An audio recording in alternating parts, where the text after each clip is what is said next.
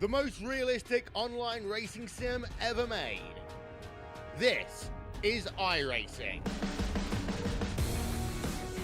Detailed laser scan tracks, fully dynamic real-world cars, and over 50 series to choose from. 6 online world championships offering over $100,000 in annual prizes.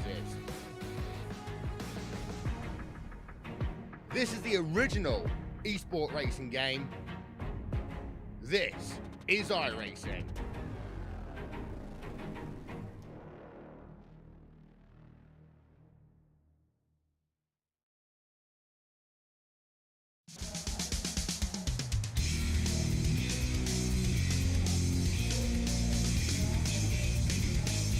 Well, hello, ladies and gentlemen, and welcome to the Turn 3 Racing Network, as tonight we are here with OP Racing and the Premier Super Speedway Series presented by ButtKicker. It is the ButtKicker Championship Night, and I am your host for tonight. My name is K.R. Stolfus. In the booth with me is the illustrious Al Smith, and of course, the newcomer who's back for round 2. We couldn't knock him out. That is Brian Hicks.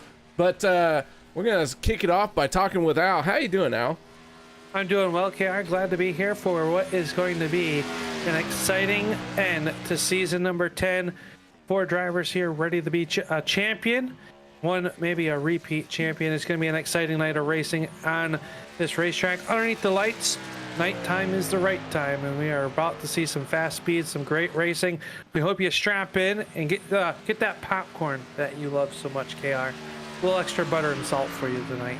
I do love some popcorn. So, Brian, your name is Brian, right? Yeah.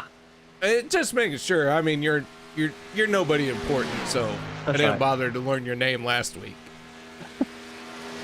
I appreciate it, man. I'm excited to be here.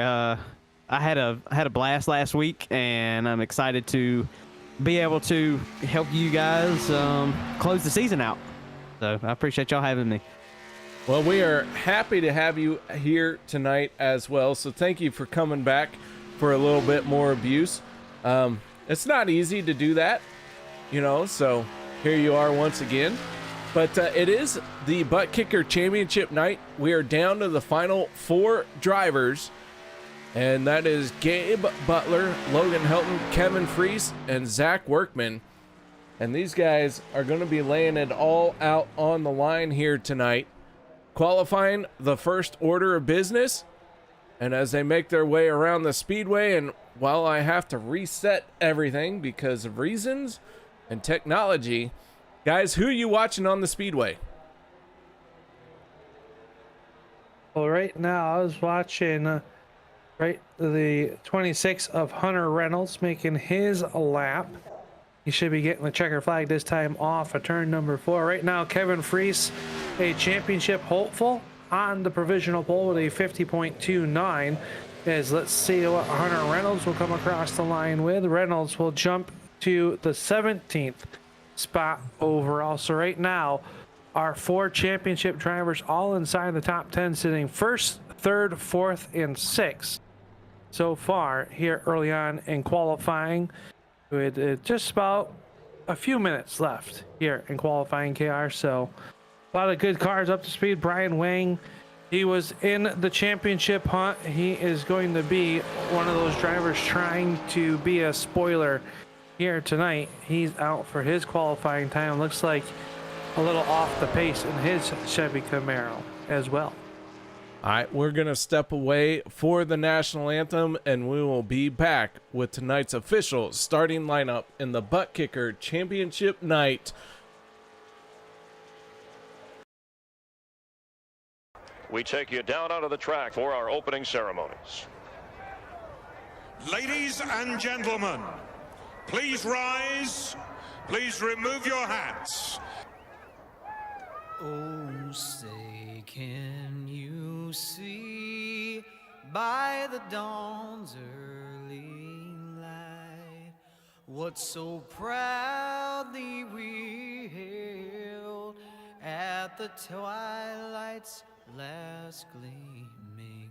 whose broad stripes and bright stars through the perilous flight o'er the ramparts we watched were so gallantly streaming, and the rocket's red glare, the bombs bursting in air, gave proof through the night that our flag was still there.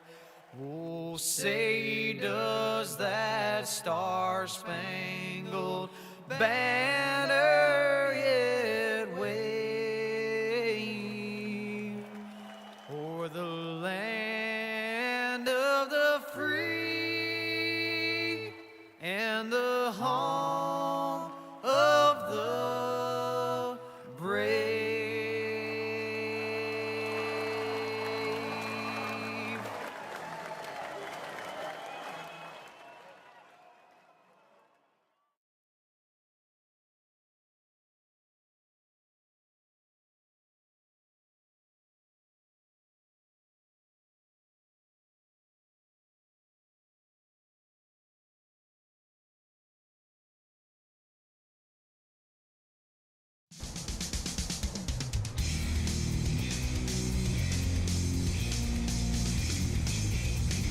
Welcome back, ladies and gentlemen, as we get ready to go through the starting lineup.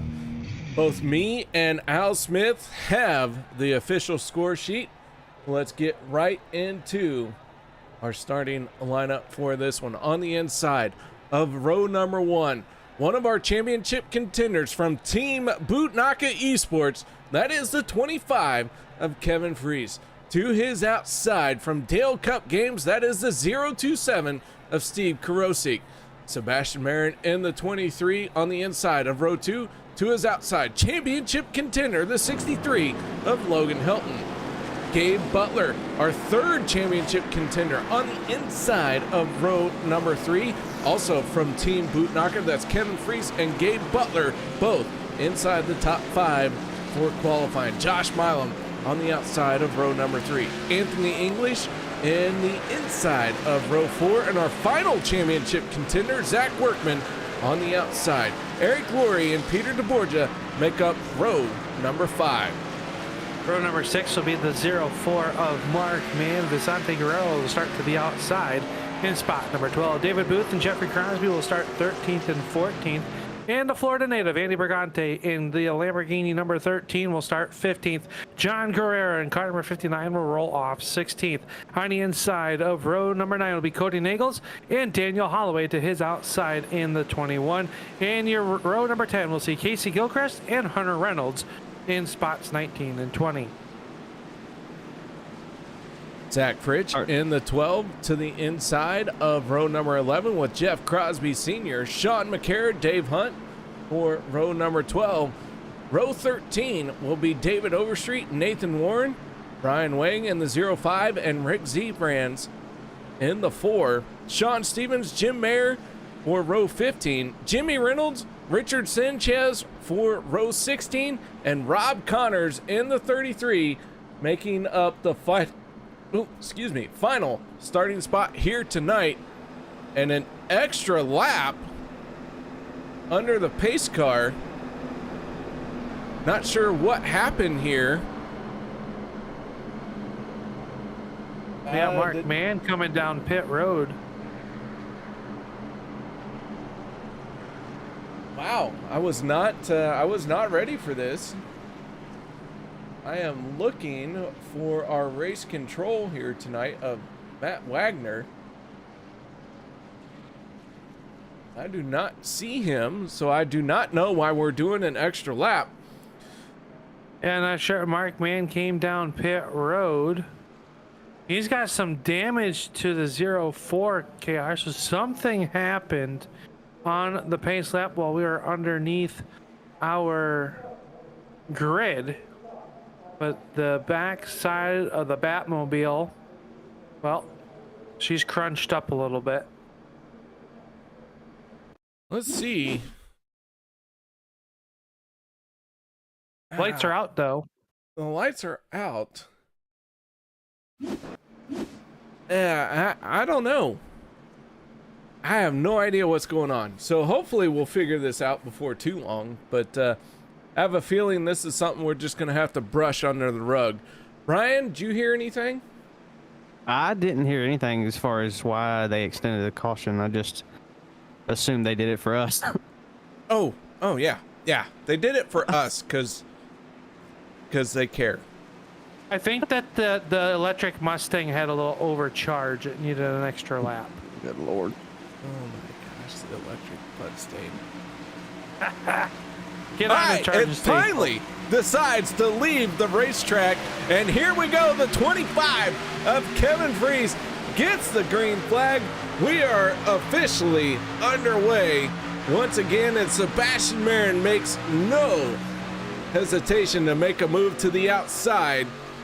He tries to take over the top spot with a big shove from the 027 of Steve Karosik. That 23 has cleared the 25. That outside lane, huge run, and that puts Logan Helton in front of all of the championship contenders. Yeah, Logan Helton at that number 2 spot right now with Josh Milo in his back pocket. He's got the teammate though, the Instacart number 19. The 25% chance that a Ford will be a champion. That's what I'm holding on to here, folks, here tonight. Zach Workman, all my hopes and pride are with you. So he runs in that spot, number 3 on the outside lane. This is going to be an interesting race here, KR. We got a lot of drivers. Their teammates are here, but they are not running for that championship. So we're going to see a lot of pushing, a lot of teamwork, I think, here tonight. Brian, I know that you work up in that spotter stand. How busy are they right now at the opening stages of this race? Right now, it's just trying to get comfortable, making sure you get your ducks in order. You don't want to make any dumb moves early on, so you're just trying to set yourself up for the first pit stop and work with your teammates to get everybody in position so you can, maximize that gap on exit of pit road. I'll tell you what, guys. We got a few laps done and in the books, and already this thing is looking very aggressive.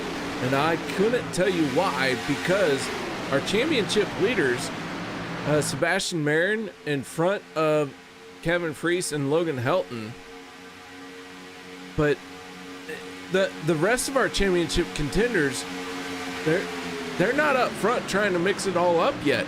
The most I'm seeing is our non-championship contenders fighting for the race lead.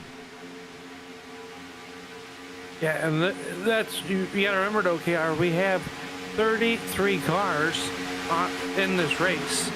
Only 4 of them are going to look for that championship, so they got to play a little bit safe right now. Yeah, they up front, usually the safest place to be. And right now, if the race were to end, Kevin Freis would be your season 10 champion. Logan Helton looking to go back-to-back, though, as he's working the outside of the racetrack. You cannot count out the driver of that W Energy Chevy Camaro as he leads the outside lane right now. Now, Marin's going to swing to the outside, trying to get a run on Karasek in that snap-on 027. So a lot of moves, and I do agree with you, a lot of aggressive moves early on in this one, as they are still 2x2 running at 190 miles an hour, just like they were on the pace laps. Coming across the line, Seabass is going to be the leading that outside charge with a big push by Logan Helton. I think one of the most interesting things, especially going into this final race, is the strategy that's going to be involved as far as teammates.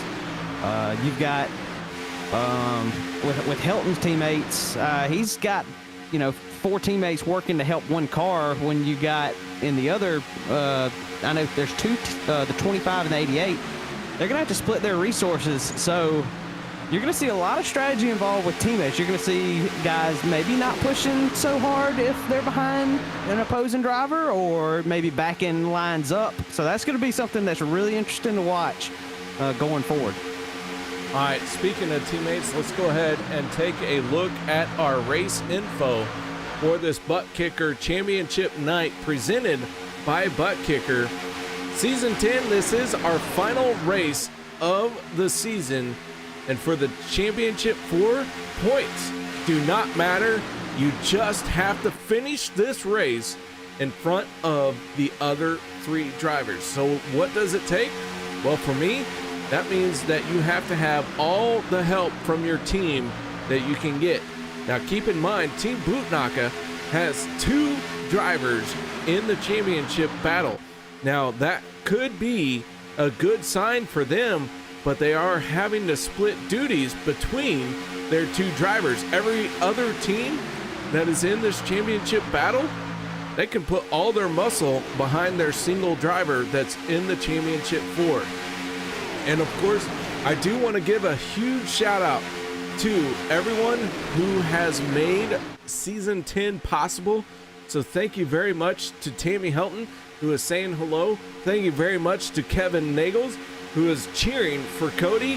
Thank you so much for everybody in this league who races, and thank you to everyone who watches.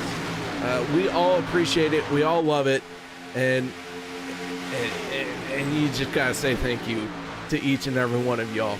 And of course, stages are going to be at lap 25 and 50, and one fast repair is available here tonight. So right now, the 63 of Logan Helton working the outside lane. The 027 of Steve Karosik to his inside. And if this race ended, Logan Helton is a 2-time repeat winner. Kevin Freis right there in the 25, 3rd car on the inside line, would throw a brick at whoever decided to end this race right now. Yeah, right now they are still side by side. Here comes Kevin Freis back to the inside. Sebastian Marin's going to drink to the outside, but we got our first takers to pit road. 3 of them, Zach Fritz, Jeff Crosby Jr., and Nathan Warren, all coming to pit road here on lap number 8. This is exactly what I was talking about earlier. These guys are starting to set up these early pit stops. You want to maximize that distance you put between you and the field on exit. So you want to have really good communication here. You want to make sure you're pitting with the right people. Maybe you might even see these. You might even see these green spoilers all pit together.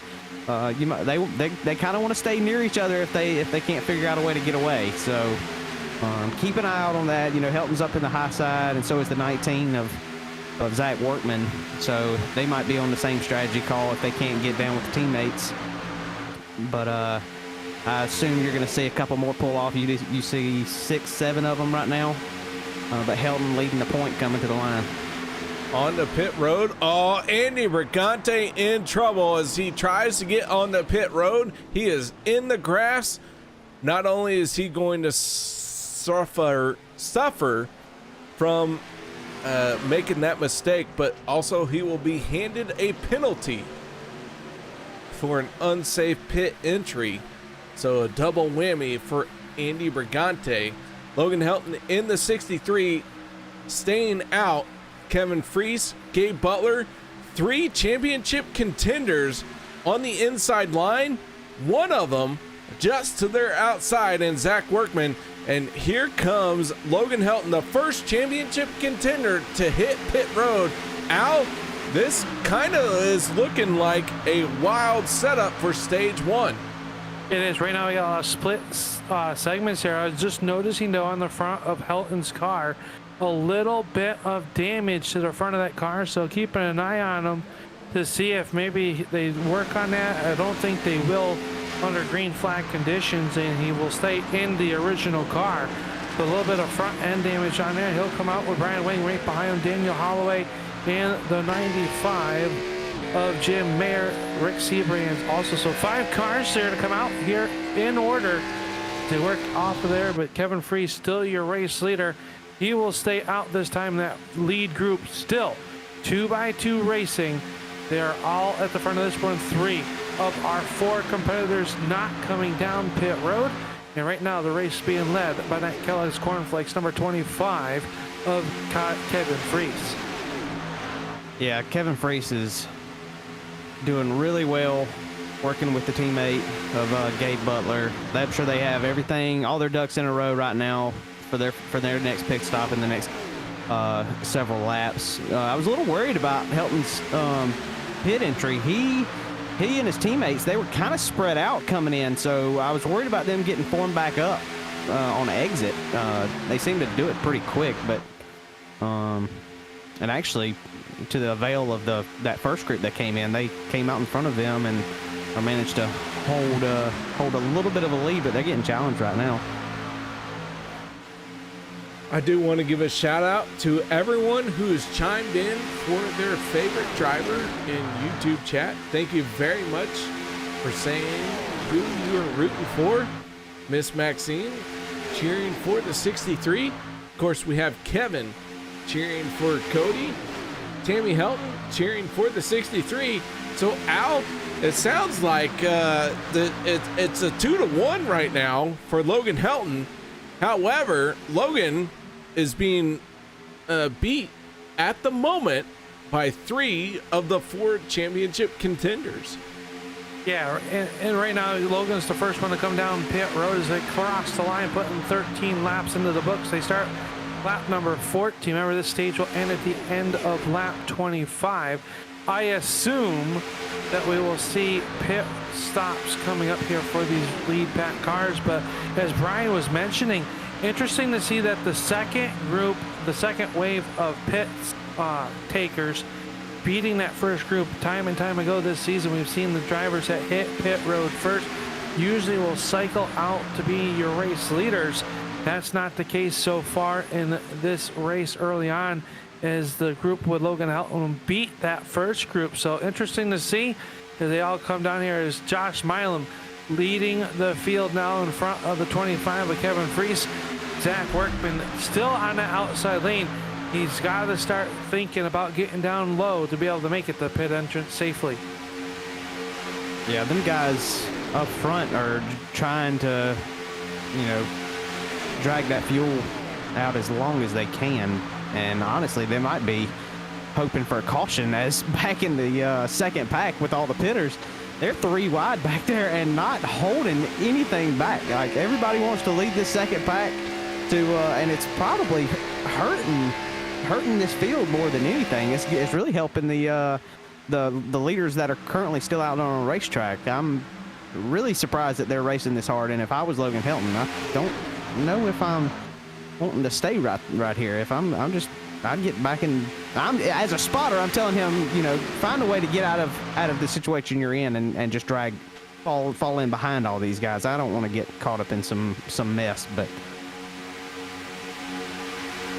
Well, I mean, Brian, you're the official spotter. You're literally the Freddie Kraft of this group. So we're going to have to rely on your expertise in this situation. Man, it's hard to say. Like, Logan's really in a crappy situation. He's leading his line. That's what you want to do, but you're 3 wide, and you don't want to be doing that this early in the race when it's unnecessary. So he's kind of stuck. I'm just telling him to hold his line as much as he can and trying to keep him updated on what the leaders are doing and when they're pitting and how their lines are looking, and keeping him updated on the intervals. But basically, at this point, there's nothing I can do. He's in control of his own fate when you're in the middle 3 wide. All right, so we're looking at Josh Milam, Kevin Freis, and David Overstreet, who are the top 3 right now in this race. But Brian, you're looking at a battle of the drivers who have already made pit stops. We have another group peeling away, and that does include 2 of our championship contenders, Gabe Butler and Kevin Freis. They all have hit pit road. And so now, Al, this race, stages don't matter in this race for a championship 4, but how do you position yourself? I think right now you kind of worried about the strategy for the Fuel FSR team. We got the 19 of Workman he dropped back, got single file. I'm assuming they're going to come this time by and being led by Josh Milam. So they will come down with a bunch of with 5 other cars, and Workman really being aggressive, and he is going to gain a lot of position. But I don't know if it's a little bit too late right now. Everyone else working down the backstretch, that will assume your race lead, and is being led by the 95 of Jim Mayer. But you know, like Brian was saying, a lot of sketchy racing going on. They've been able to keep it clean and green. They have settled it back to 2x2, and they should eat up this group that's on pit road right now coming off as they get back up to speed. Helton's going to be your top highest driver so at this time, but there were some nervous moments there for that camp as he was in some heavy racing, and still is. They are really dicing it up. Everything they worked to do by pitting early has obviously worked out. They've got a massive gap on the final 2 groups that pit, so which gives Helton a lot of leeway, and he can sit right here and ride and give himself plenty of room. He's got a friend behind him that he doesn't have to worry about running him over. He's got a friend down below him that he doesn't have to worry about trying to, you know, wash him up the racetrack or pinch him up against the wall. He's sitting in a really good spot. As long as these guys stay too wide, he's got this first stage pretty much locked down. It's like I know you said points don't matter, but it's really nice to be in a very comfortable position coming to the checkered flag. But you know, don't sleep on those 2 championship drivers of Sebrans and this, what was that, 71 back there, 31. I'm kind of lost. It happens. Pick it back up, KR. It happens. All right, we are coming within the final 5 laps of stage number 1, and right now our race leader is the 23 of Sebastian Mayer. Jim Mayer, Hunter Reynolds, they are battling it out as well. Include Steve Karosik right there. Oh my goodness, everything looking very tight right now. Steve Karosik in the 027 on the inside of the 23 of Sebastian Marin. And so here we go into turns 3 and 4. Al, these race cars all looking as tight as they can to each other, and still given a little bit of respect because we have not had a caution flag here tonight. Yeah, let's not jinx him. And what a move that was by Marin. He got a run, went to the outside 3 wide with a great push by Hunter Reynolds, who's still 3 wide with the 6 of Nagels to take over the top spot on the racetrack. Korosek doing a good job down low. As that time Gilchrist just out of the corner of my eye, he had a moment there in that number 31 Ford Mustang, able to save it. But Logan Helton down on the inside lane now as they go by Andy Brigante. He sees the racing in front of him 3 wide. I think I would be down on the inside line as well, because at least maybe you can hang a left if something happens in front of you. But they are really dicing it up in front of him as he runs in that 9th spot. But Sebastian Marin, a great move to take over the race lead here with just 3 laps remaining in stage number 1. Yeah, I was watching that whole that whole situation go on when Helton was 3 wide in the middle. I assume he talked to Sebrans, and Sebrans did exactly what he needed to help his teammate. He backed up his entry into turn 1 a little bit, gave Helton a hole to drop down on the bottom, which is the safest place to be in a 3 wide situation. And that's exactly where Helton dropped down to. He's sitting comfortable right now with just 2 to go, coming to the line for the stage break. And I mean, at this point, you're just riding. I mean, I think for these guys up front that are fighting for the lead, it's more or less a more or less bragging rights to see who can win the stage. I don't disagree. Everyone wants to win all of the checkered flags that fall. We call that the red mist in the driving world. And when that takes over, oofta. We don't know what happens next. So Al, you run your race car in a remote control setting, but we're coming to one lap to go. Al, take it away for us and bring it home. Yeah, the white flag is up. Korosek down on the inside lane. He's got Jimmy Mayer, the Hall of Famer, in the outside lane. Hunter Reynolds, Korosek, and Nagels still trying to make that third groove move. And right now, I would say early on in this race here, as we are just about a quarter of the way in to this 100 lap affair tonight to settle the championship. The inside lane is the most dominant lane so far as they work down here through turns 3 and 4. The green and white checker flag will come out, and barring something crazy, I believe Steve Korosek is going to have it. Here they come. Will Marin jump out of the lane? He will not. Korosek will cross the lane as the yellow flag will come out. Steve Korosek will be your stage 1 winner. And well, boys, I'm going to say that was pretty much a wild, tamed stage number 1.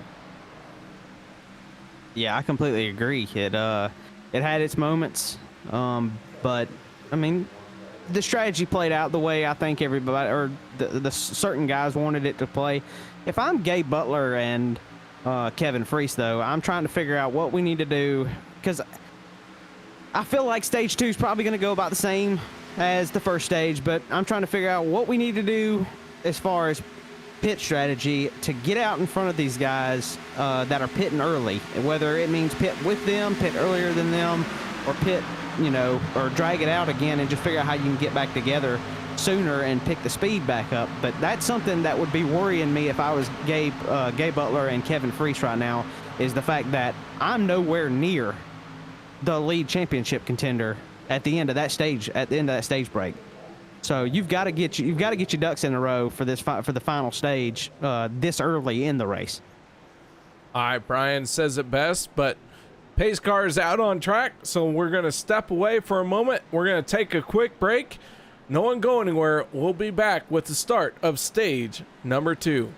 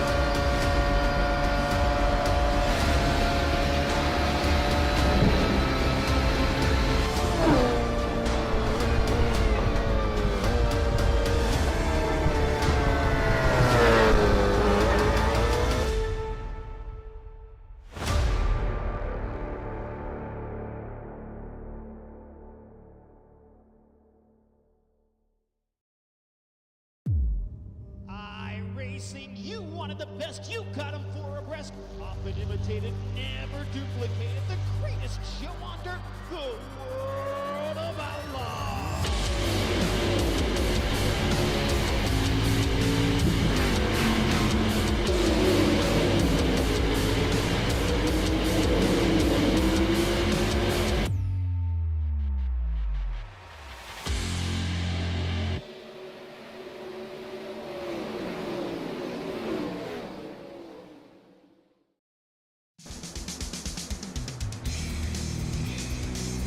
Welcome back, ladies and gentlemen, as this field is getting ready to go back to green flag. Al, you and Brian were having a very intense conversation.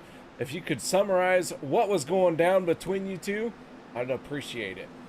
Yeah, we were just trying to figure out the pit strategies. We just questioning the length of staying out compared to what Helton and his team did there in stage number 1, and just trying to kind of work it backwards from the top of the box during that break is what we were trying to do, figuring out when we might see some more people come down pit road and win. And you know, with the stage breaks, it kind of takes the strategy out of maybe short pitting or waiting later to pit. And well, that was really the short and nitty gritty of it, other than you know, Logan Helton seems to be the car to beat so far early on in this one with the strategy that they played here. But the pace car about to duck off. Stage number 2 gonna come to green flag conditions, and it's Dave Hunt and Dan Holloway up front on this one. They get on the loud pedal, and we are back underway here for stage number 2, which will end the completion of lap number 50. So just about 21 laps from now. So this one, I would say we could go about 4 or 5 laps and possibly see our first round of pit stops. Yeah, I don't think Dave was really expecting a gap the gap that he got on the green flag there. Helton just, I don't know whether he just didn't go or got a bad start, but seems like the outside line hooked up a lot quicker. It didn't seem to affect much though, because as soon as Dave dropped back and hit the front end of the 63, they're shooting out like a rocket coming off of turn 4.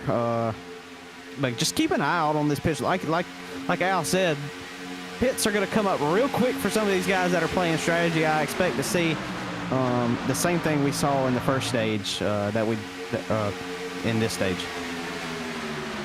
So the 53 on the inside lane, leading this race, Daniel Holloway in the 21 to the outside. Holloway last on pit road on lap 27.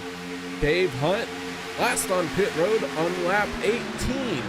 So you can see how this strategy could affect this race as the 21 drops down to the inside. All of our championship contenders, well, they find themselves kind of scattered right now. But Zach Workman and Logan Helton inside the top 10.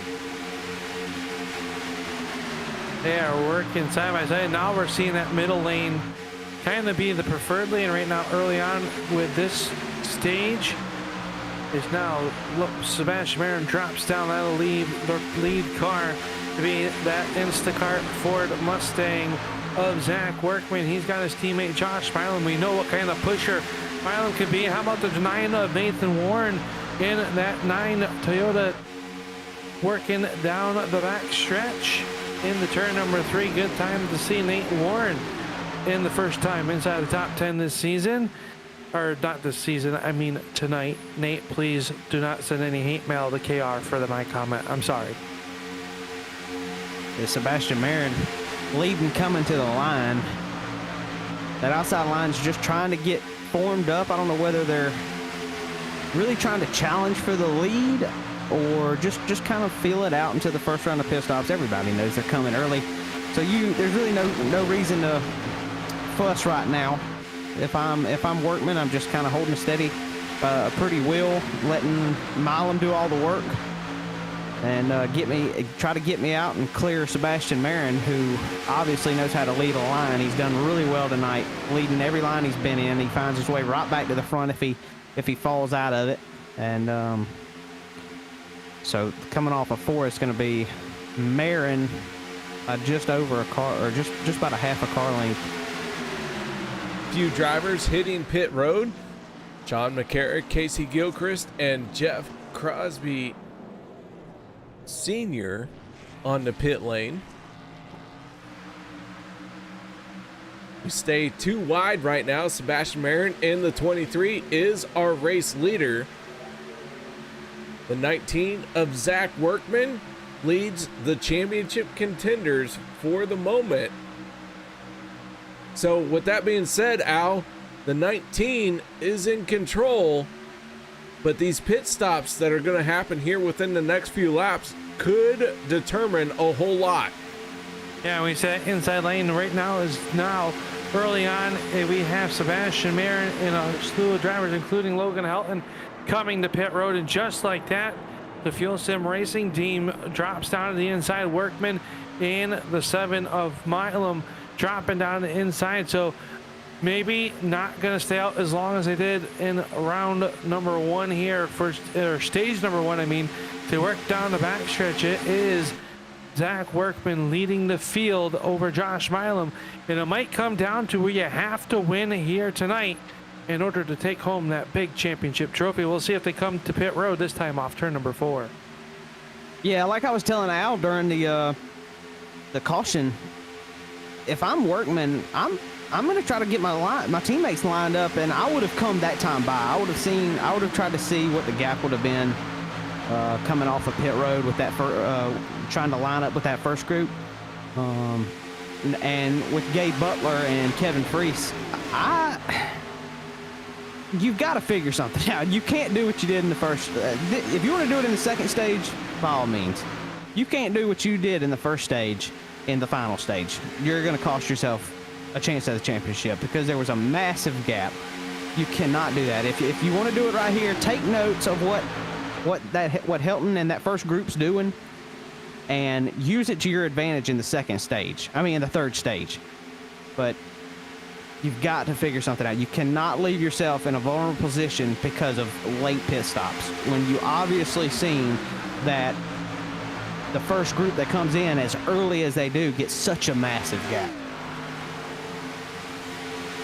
All right, so Kevin Freis and Zach Workman battle for the race lead right now. It's not only the race lead, but it is the championship contention lead.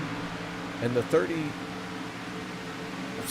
19 and the 25 are looking at lap 37. So they're going to have to hit pit road before too long, because you cannot make it from here to the end of the stage. And so when you come down pit road, and do you have the support behind you to make it happen? I mean, I'm with you both. I would have come down about 2 laps ago. I think kind of figure out that gap. Maybe right now you play that. Maybe they're playing it where they're going to stay out longer to maybe try to snooker the competition, where maybe they will short pit a little bit later on in this race. But right now, Zach Workman out at the front of this one over Josh Milam. And look at the outside lane. He's got the 00 of Rob Connors giving a good push to Kevin Freis as they work around the lap traffic. They just went by Jeff Crosby Sr., put him 1 lap in the arrears. A little bit of housekeeping during the yellow flag. Last time by, there was a free pass, and I believe that went to the 04 of Mark Mann. Yeah, Workman really showing the way out here with the help of Milam. Milam has proved time and time again that he is a great pusher. He knows how to get whoever he's behind to the front and keep them up there. The outside line really struggling to stay with the 19, or at least to the outside of them. Not sure if they're trying to work the side draft, or maybe they're just trying to, bide their time. This stage isn't important. This is just a note-taking stage. You don't want to junk your car. You don't want to use your fast repair before you have to. You're saving it for the final stage when it counts. And as I say that, Kevin Freis pulls up alongside of Workman. That's your two of your 4 championship contenders heading off into turn 1, KR. The 19 is Zach Workman down on the inside lane. Kevin Freis to his outside. Josh Milam, Rob Connors, David Overstreet. Right now they make up your top 5. We're working lap 40 of 100. The question becomes, when do the rest of the drivers hit pit road? Logan Helton in the 63, last on pit road on lap 34. So a couple laps ago, and he is leading this group of drivers. So it all comes down to now, how soon do you hit pit road, and how quickly and efficiently does your group hit pit road? That is the golden question right now. I don't believe any of them can make it past lap 50. But I'm starting to notice, though, KR, those blue ovals starting to circle down at the bottom of the racetrack. It seems like maybe a little bit of a plan getting in place here. I believe you're going to see Grosby and Fritz come down the pit road at least. With your top 2, they come off turn number 4. They will stay out this time by, as Kevin Freis gets a great push by Connors in that 00. 26 of Hunter Reynolds working the outside. He's got the 17 of Reynolds behind him as well. So the Reynolds wrap cars working on the outside of the racetrack, trying to get around the 59 of Guerrera, who is down on the inside lane. Interesting play calls here, though, as they work down. Now Kevin Freis, he is dropping back and looking like maybe he's trying to find a hole down the inside lane to come down pit road. Yeah, I think you're exactly right, Al. He might be trying to find his teammates, get to the bottom, set everything up for a pit stop in the next lap or so. Seems like these guys are trying to drag that, empty that gas tank and stay out as long as they can. I don't feel like that's a good strategy call. I feel like you at least want to pit 4 to 5 laps before the stage break if you're going to do that, and take note of how much time you've lost, or if you've lost any at all. This is if you're gonna make gambles and do experiments, this is the first 2 stages is the time to do it. If staying out and running the gas tank empty does not work in the first 2 stages, you've got to mirror what your competition's doing in the final stage. Otherwise, you're costing yourself and hoping for a caution. Kevin Freis hits pit road along with Gabe Butler, so 2 championship contenders hitting pit road at the same time. Zach Workman stays out as we work lap 44 of 100. We are creeping up on stage number 2. Stage points and all that do not matter to our championship contenders, because it's all about beating the other person. And so with that being said, we're taking a look at who has won stages, but now let's move on to look at who has been hot here recently. And Kevin Freis in the last 3 races has earned 170 points. That means he has been one of our hot drivers. Zach Workman and Gabe Butler in this list.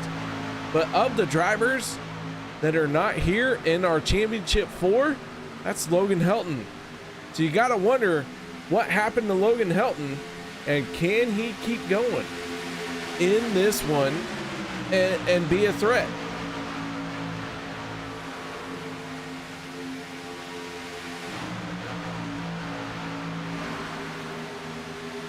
All right, sounds like Al is doing all he can to make his side work.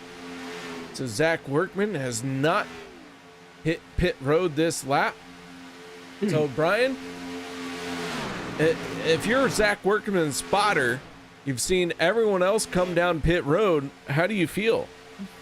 Well, I tell you what, if I'm Zach Workman's spotter, I am looking at Kevin Freis and Gabe Butler right now. I'm saying, hey, Helton and that group pit early. and now they have probably about a 3 or 4, maybe 5-second gap ahead of them. Pitting late is not an option in the third stage. I'm feeding him right now. We know the caution's coming at lap 50. Don't worry about what we're doing, but we know if we pit so many laps after the 63 in that group, you're putting yourself behind the 8 ball. You cannot do that. That's what I was talking about. In this stage, you're taking notes on what's working and what's not. Obviously, pitting early for the 63 in that bunch is working. You cannot allow them to get away with that in the final stage. You've got to jump all over them, mirror what they do. If they all come in, you come in the very next lap if you can't get down right then. You've got to do that. You cannot, because I guarantee you, the 63 and that first group that came in are going to have a huge gap on the 19 in this group as you see them blow by going into turn 1. Huge lead for the 46 of David Overstreet.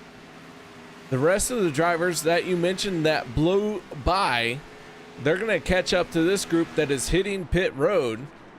That is David Overstreet, Anthony English. They are all on pit road. Sean Stevens, Richard Sanchez, Rob Connors.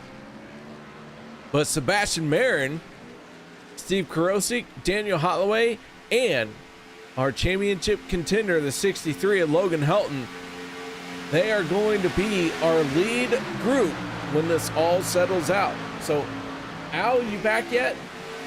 I'm here, KR.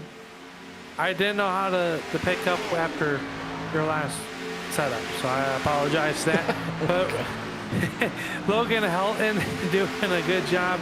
I'm with you both. I think you have to mirror what this group is doing as they work down the back stretch here. Just 2 laps remaining here in stage number 2. For, as you were saying, the guys in the green, the points don't matter. Everyone else trying to get points to get the best finish that they can, just to pad their season. Logan Helton, the most winningest driver this season with 3 wins on the season, trying to make it back-to-back championships here on what is probably the hardest league in the super speedway realm to do so, and being an amazing feat for that 63 and the Alliance team. Yes, sir. They the 63's got about an 8-second lead over that the second pack. There was only a handful of laps that separated Gabe Butler and Freis from Workman's pit stop, and they come out very, very close enough to get the draft and stay with each other. I am looking, I know I sound like a broken record, but I'm looking at how many laps the 63 bunch pit, or how many laps before myself that they pit, and I am trying to tighten that gap. You cannot allow one of the championship guys to have an 8-second lead. If I'm Workman, Butler, or Freis, like I'm yelling at my teammates saying, "Hey, what we're doing is not working, guys. We've got to get our stuff together and make this a race. Like you're handing the championship to the 63 if you do that. You have to hope for a caution. You have to race aggressive to maybe even force a caution. You don't want to put yourself in that situation to have a penalty handle down or get caught up in a big wreck. You've got to adjust your strategy to put yourself in a position to win this championship, KR. Stage number 2 is done and in the books. Sebastian Marin in the 23 comes away with the stage win. Logan Helton in the 63 right behind him. So now 2 stages are in the books. Our championship battle does not care about stages. It all is about the checkered flag. And so Sebastian Marin, not a championship contender, but gets a little bit of bragging rights. Logan Helton in the 63, though, is a championship contender. And as Brian was saying, that 63 is out in front. Could this be a back-to-back win because that 63 looks very solid. Al, what are you thinking with everything that Brian said, with what the 63 is doing, and with what Kevin Freis, Zach Workman, and Gabe Butler have to respond to? Yeah, I'm looking at this as they catch the pace car down the backstretch, and the only thing I can think of is staying out that late in stage number 2. Less time on pit road during this stage break, less fuel you gotta get in the car. Maybe you're thinking about getting that track position early on during this round of pit stops for the stages, and then going on the offense, right? We've seen the Alliance Motorsports team and the 63 of Helton. They've been playing offense since the drop of the green flag in what has been an extremely clean race so far. We have had only our second caution flag, which is slowed because of the stage number 2. Sebastian Marin's going to lead them down the pit road, so he picks up the stage win along with Steve Korosek here tonight. Maybe a strategy play call here to try to get some track position, less time on pit road to pack that fuel in those race cars for the drivers that pitted late in stage number 2, considering that the stage points don't matter. And just like that on cue, Josh Milam, Kevin Freis, all going to beat Logan Helton off pit road. Yeah, that's exactly right. That's obviously what they were banking on to get some track position with the late pit stop. Put less gas in it. You don't get to take tires. Tires don't matter too much here at Daytona. You like to have them if you can get them, but I mean, it's not gonna be that big of a deal. I wouldn't. I'm more focused on this next pit stop, not the stage break pit stop. I'm wanting to make sure we all do the right thing next time in.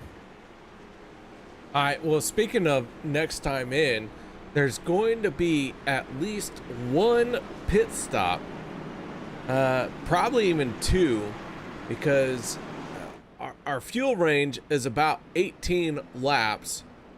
We're going to have more than 36 laps to go in this one. So you're going to have 2 pit stops to make as my tongue gets in the way of all my thoughts. So with that being said, Al, this first run here in stage number 2, how do you play it out as we see the 63 at Logan Helton try to fake someone out? Yeah, I'm not really. That's why I'm in the booth car. I would make all the wrong calls if I was on top of the pit boxes right now. I think right now you see 3 of our 4 championship drivers staying out on the racetrack. So I think that's the right call. You kind of go on the offense and kind of play it from here. We're going to have about 46 laps to go when this green flag comes back out. So at least 2 pit stops, if not 3, to get to the end of this one. And it's going to be interesting to see if, Workman, Butler, and Freis go to the offensive, maybe forcing the hand, maybe as soon as that pit window opens coming down pit road. We know Helton and his crew like to come down pit road early. Do you come down just maybe a lap earlier and kind of force the hand? We've seen the gap that coming down early has, and if this stays green flag for the rest of the race, you're going to have to come down when they come down or close to it, or you're going to be too far back, especially with no yellow flag. Yeah, this is where emotions start to set in. When emotions get involved, that's when mistakes are made. So watch as Josh Milam leads these 2 guys down with Workman and Freis, and we'll just see how it plays out, KR. All right, here we go. Back to the green flag, the final stage here in our ButtKicker Championship Night. Green flag is back out. Kevin Freis leads our championship 4. But Zach Workman is right there, second car on the inside line. They're going to have to speed. Josh Bylam going to lead them down in the turn number 1.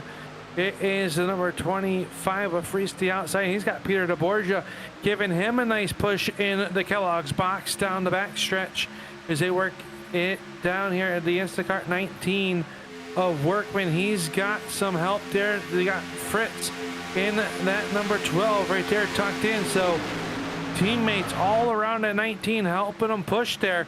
And a good way to maybe save a little bit of fuel, having a teammate out front and a teammate behind you giving you some nice shoves as they work off a turn number 4.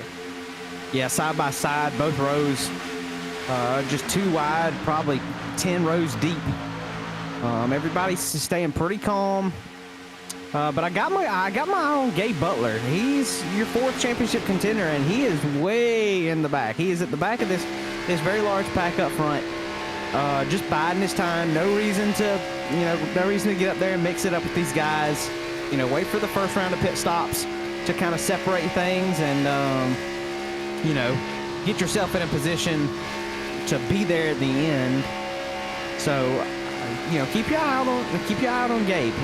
Even though he's sitting so far back, he's probably got something up his sleeve. He came in and pit right before we took the green to top it off. So keep an eye on him.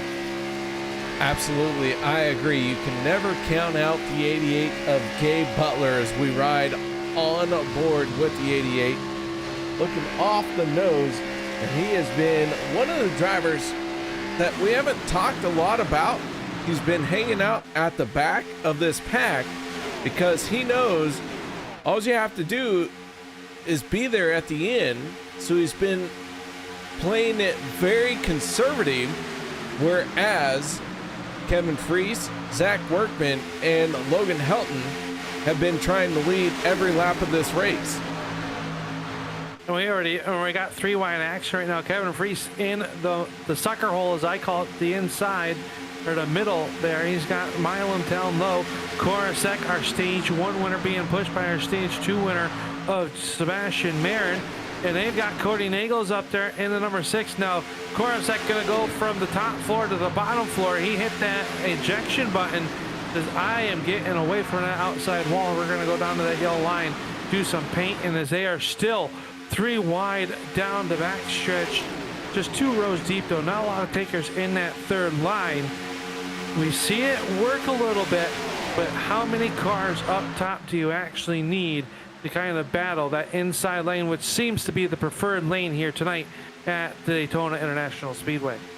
It seems like you only need 3 cars in that high line. Sebastian Marin, Cody Nagels, and Steve Korosek were able to just rock it to the front, right up beside that wall. And if I'm Workman and Freis and Helton, I am not liking seeing that outside line shoot by me like that and put me in a really crappy situation. I mean, anything can go wrong at Daytona in a 3-wide situation because the track is so much narrower than Talladega.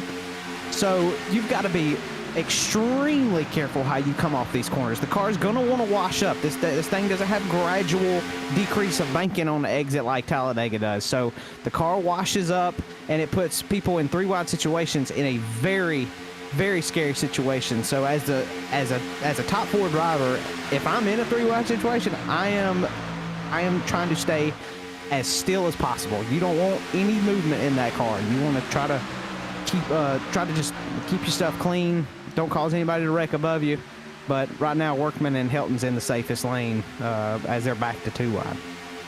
All right, guys, I do want to point out that I'm not the smartest person in this room, but I don't think that we have had a single driver not on the lead lap other than Dave Booth in the 33 who has dropped out of the race.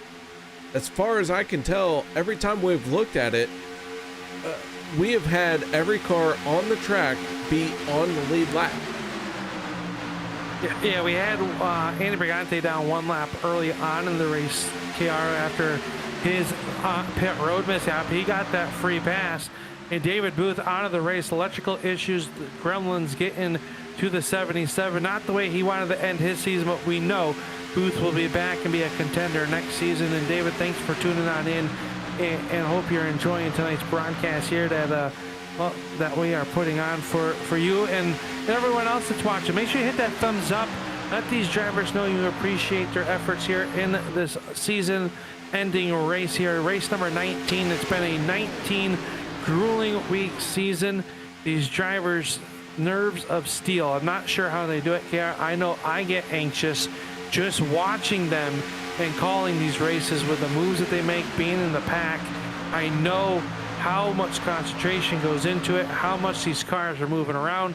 It isn't easy, so make sure you hit that thumbs up. Let these drivers know that you appreciate what they are doing as they work down the backstretch. Still 2x2 with Korosek and Freis leading this race down the backstretch, and it's hard to believe that the season coming down to an end already here with just 39 laps to go. Make it 38 at the stripe as they come across. Yeah, Korosek working both lines. It's really incredible to watch him. He's using the guy, you know, behind him just to keep them barely out front, keep them guys side by side, and it's like he's got a knack for knowing when the guy behind him has, you know, starts to get hot, because he switches lanes and pulls that next line forward just a little bit, just enough to keep them side by side, and you'll see him swap it on the other end of the racetrack. But it's amazing to, you know, the race that these guys have put on so far. With it being the championship race, tensions are high, and you know, it's really nice to see these guys giving everybody room, but still race really, really hard and aggressive. So, you know, it's a testament to the skill level of the guys in this race, and it's really, really fun to watch. They put on a great show.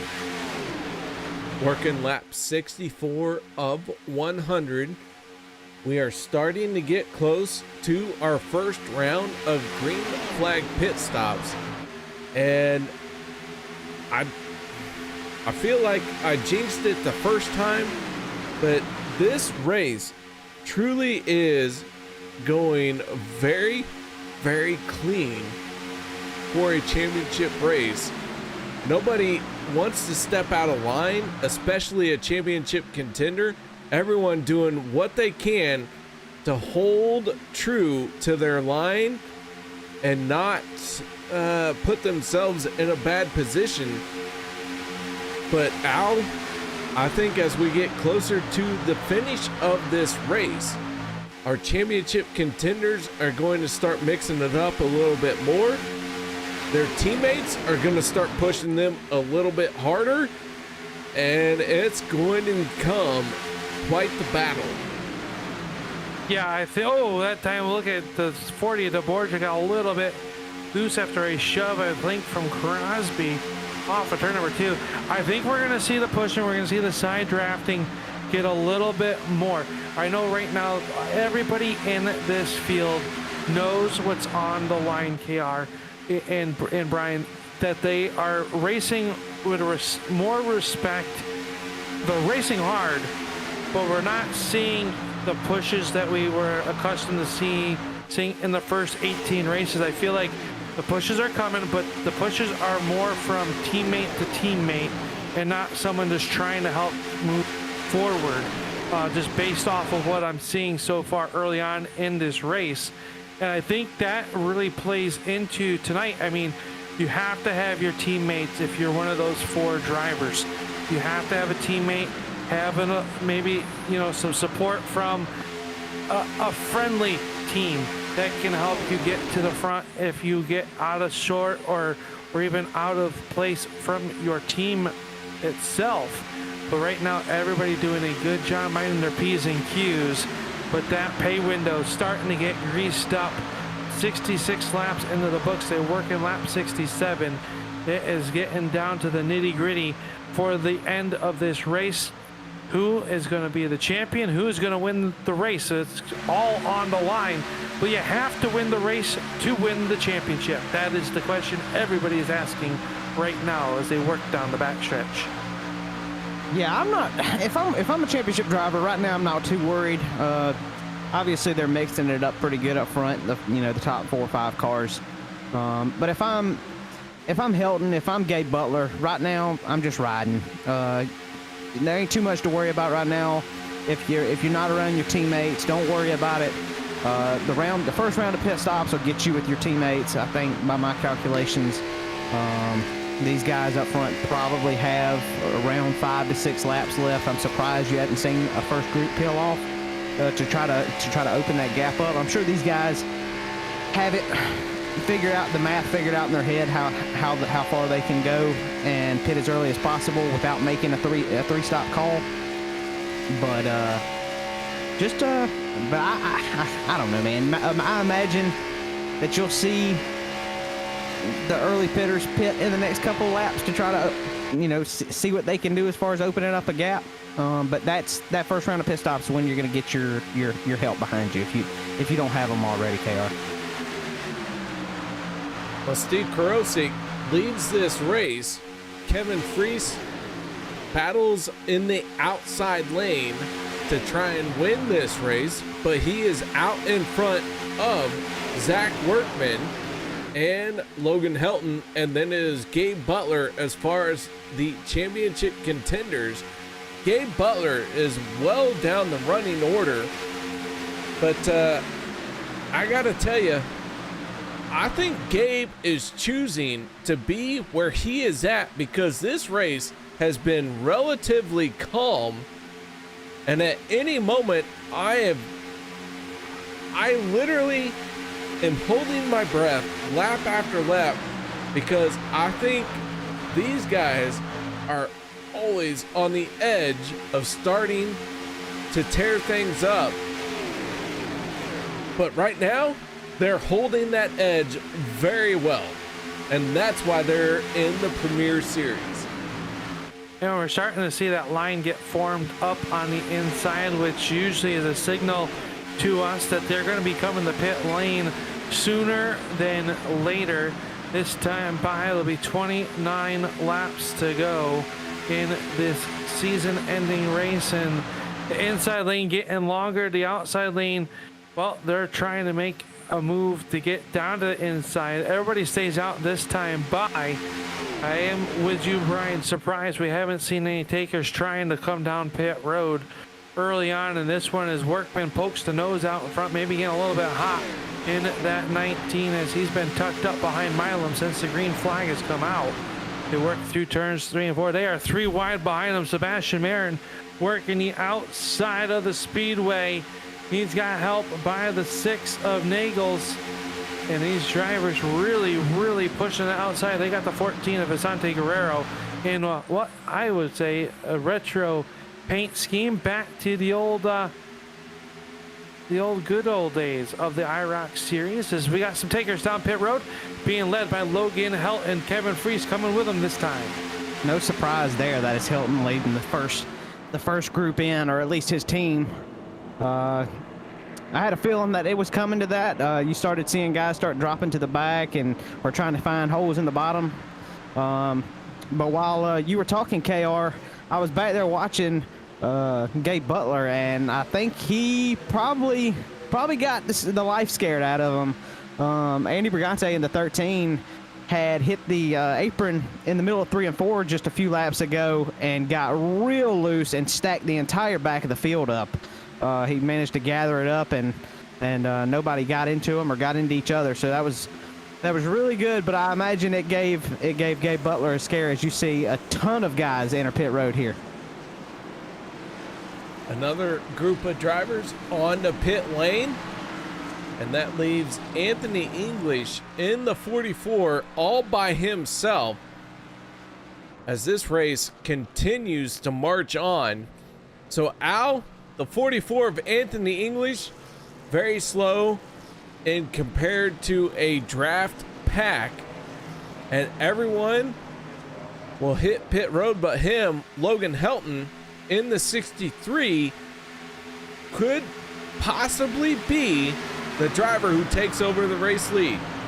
Because him and Jim Mayer have teamed up nose to tail. Here comes Dan Holloway as well, as they are already up to speed. The drivers coming off of pit road Well, they are trying to get up to speed as fast as they can. Right now, Zach Workman, he is going to see that gap start to shrink as they work down the backstretch.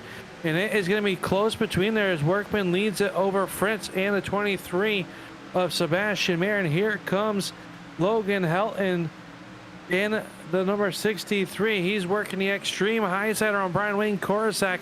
So I think that, like we talked about early on in this race, it's coming in within a lap or a lap before. Really is going to shake things up. And now Logan Helton is chasing the 19 of Zach Workman is there on the inside. So those three cars working the extreme high side of the speedway are lightning fast as now the group starts to get packed back up to 23 as Sebastian Mayer swings up to the outside, and now Logan Helton will swing to the outside. Korosek and Mayer make contact.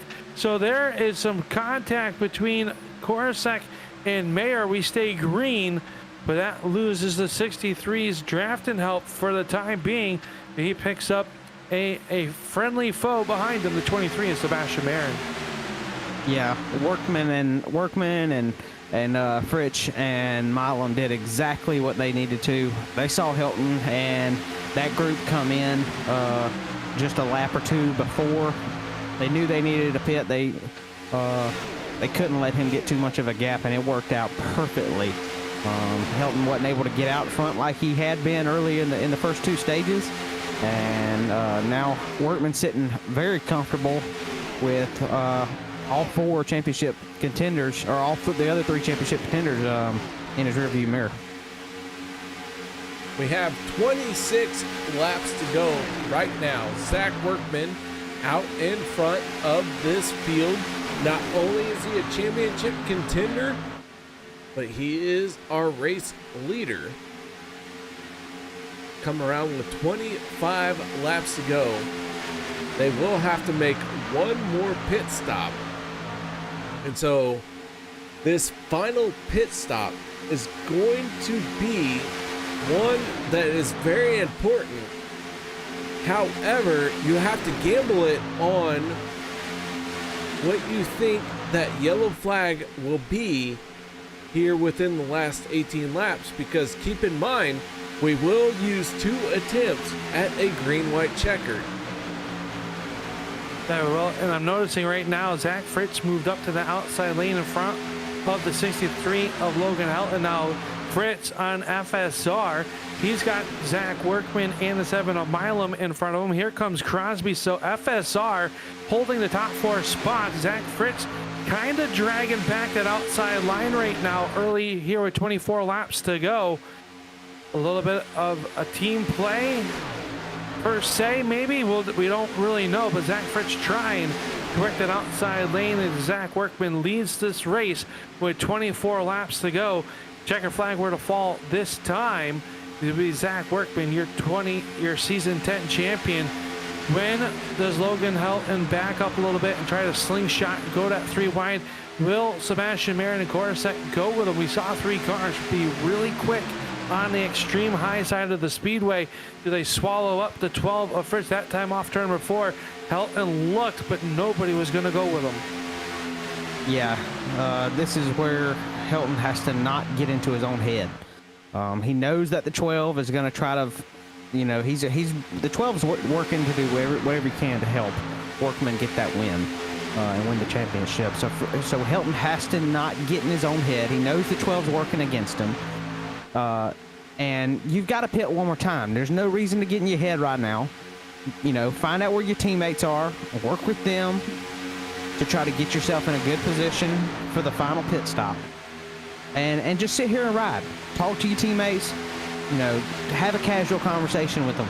You ain't got to talk strategy right now. You got some laps before you're going to come in, but just get yourself in a really good mindset before that final pit stop so you don't make a mistake. And you come out with your teammates and all the help that you can have behind you. Zach Workman is our race leader right now. Josh Milam tucked in tight behind him in the 7. Zach Freis in the 12 leads the charge in the outside lane. Logan Helton right there behind the 12. And I have the feeling that the 63... Trouble. The 40 got turned on the backstretch. Peter DeBorgia got turned as he was trying to navigate his way around some slower traffic with the help of Kevin Freis. It's a pretty Yellow big wreck on flag. the backstretch. Big time yellow flag coming out for the 40 of Peter DeBorgia. Let's see if we can back this up and figure out what happened to bring out this yellow flag. And there you see it. Oh my goodness, the 40 and the 15. Both of them lock it down. The 15, slight contact with the inside wall. The 40 gets it slowed up. Both of them have what I would say minimal damage from this.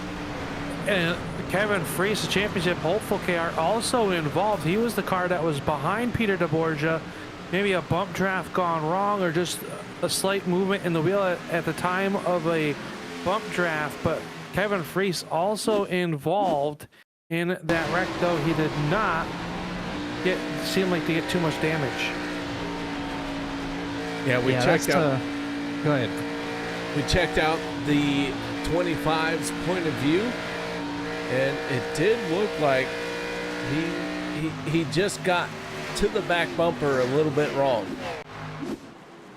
Yeah, I'm not sure what Peter DeBorgia was doing there. It looked like he half wanted to go to the outside, and then half wanted to stay to the inside or stay behind that car that was slow ahead of them. So, and I don't think Freis got the memo on what was going on there, because it was an accordion effect and stacked that whole line up and got everybody turned down into the bottom. All right, so the yellow flag is out. We have 20 laps to go. And the downside of this, we are just on the outside of making it on one more pit stop. So if your driver can save enough fuel and you get a caution, it could go your way. But that is a big gamble, and I am hearing that problems for Logan Helton on pit road. I'm hearing the same exact thing. It's taking a peek at it here, KR, on my side of things.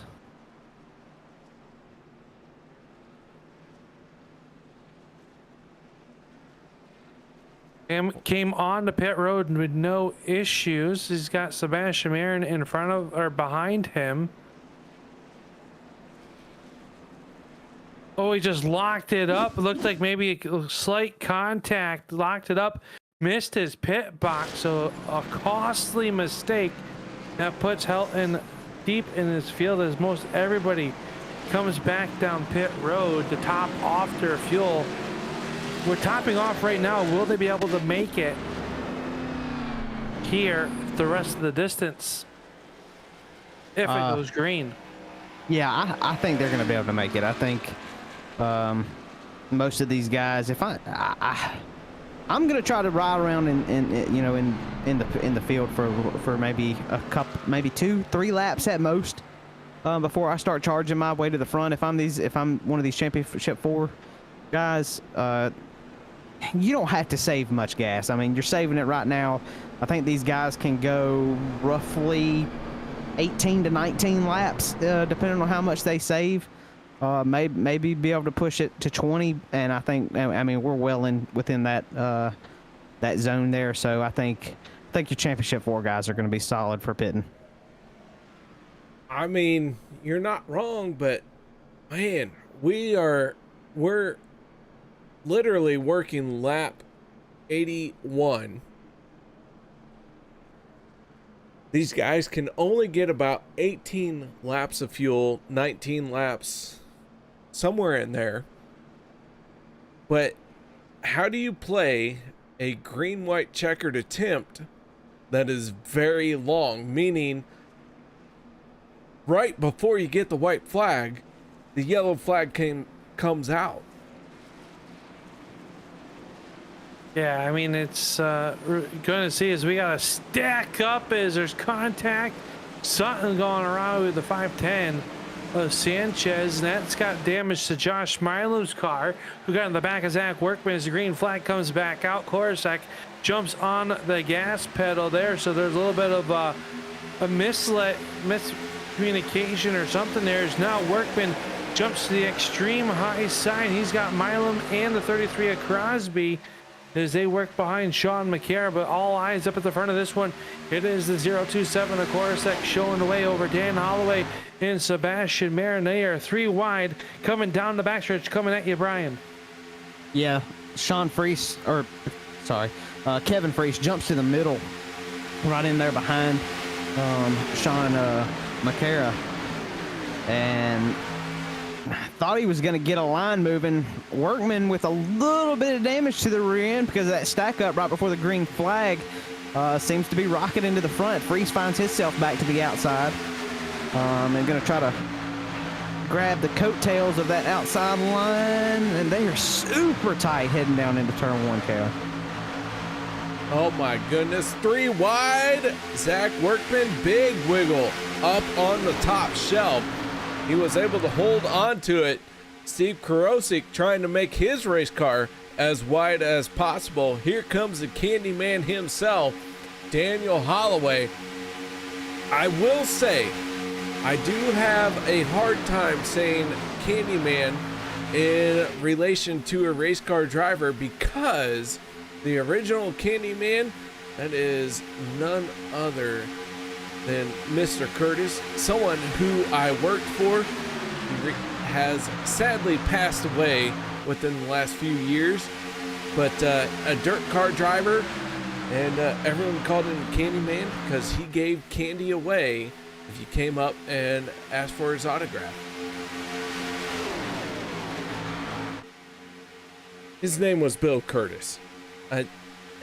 Sorry, maybe I shouldn't have said that, but every time I say the Candyman, that's what I think of. So, here we go. Take it away, Al. Carry it from here.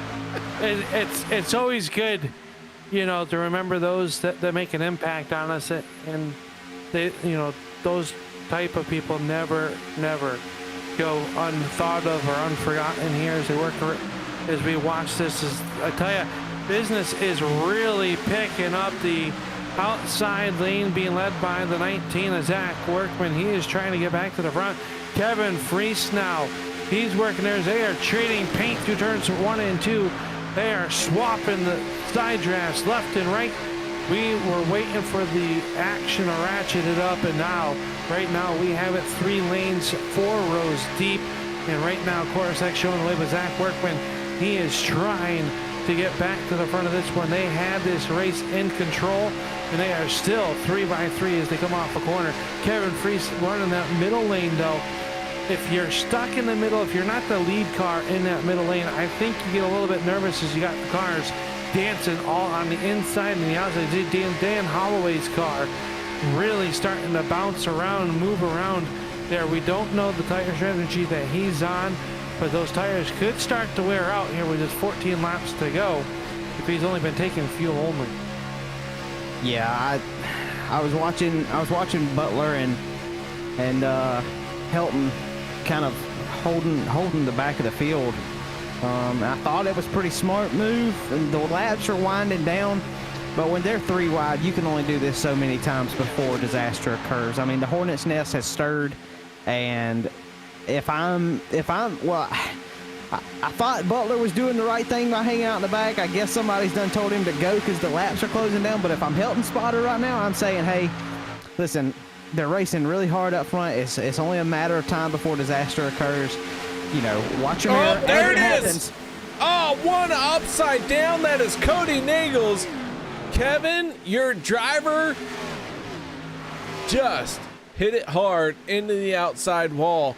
Holy cow, Cody Nagels up and into the air, and we were just talking about how hard they were racing.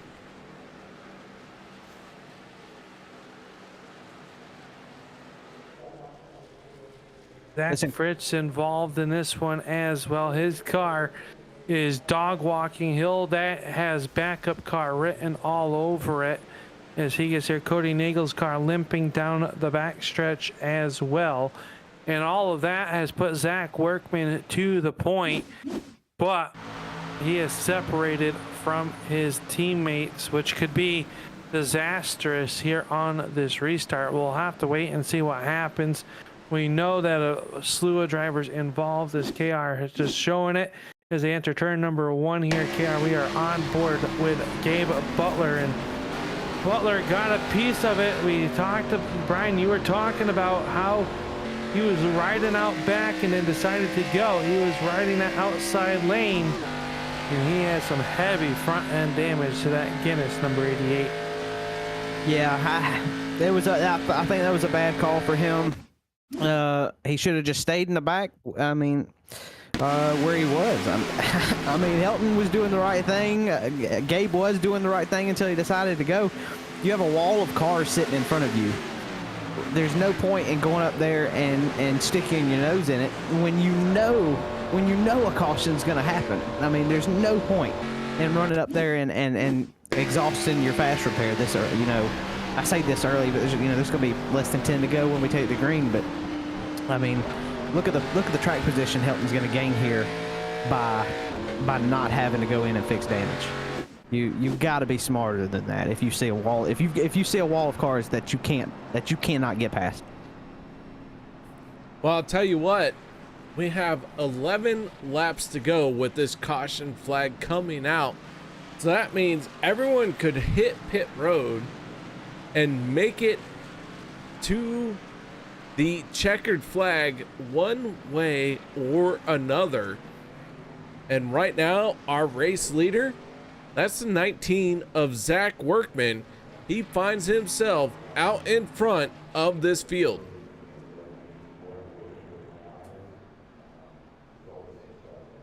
That he does. We're underneath the yellow flag here, and KR just sent you a note on the book face. Uh-oh.